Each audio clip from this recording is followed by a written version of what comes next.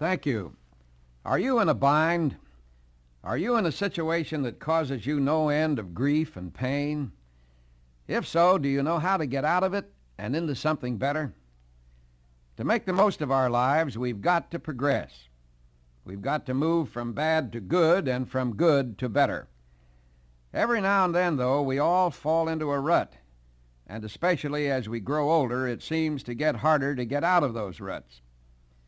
Many philosophers take the position that there's no use banging our heads against the wall. We should accept the inevitable gracefully. Well, I don't hold with that viewpoint. For one thing, who knows what fate holds in store for us?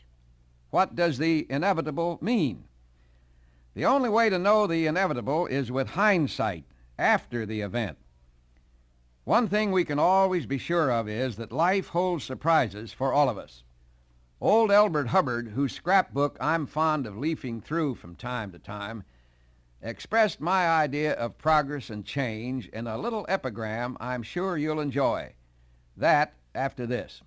Elbert Hubbard said this about progress, and I'll go along with him 100%. Progress needs the brakeman, he said, but the brakeman should not spend all his time putting on the brakes.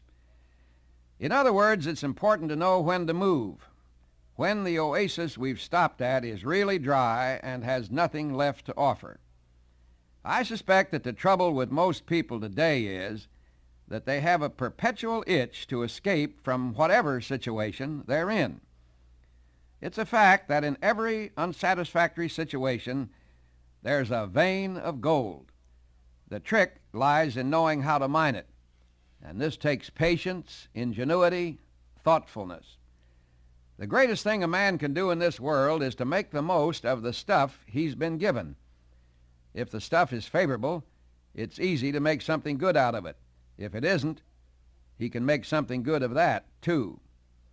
If your situation looks hopeless, it's because you've let yourself succumb to fear, because you no longer believe in yourself. The French statesman Mirabeau once observed that nothing is impossible to the man who can will. Will is the determination to do something. You can strengthen will by building your confidence, your trust in the goodness of life. The way to change an unpleasant situation is to first change your attitude toward it.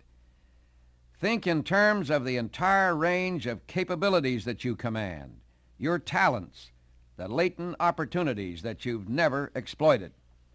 With a fresh, bright, positive attitude, you'll find that the situation mysteriously begins to manage itself.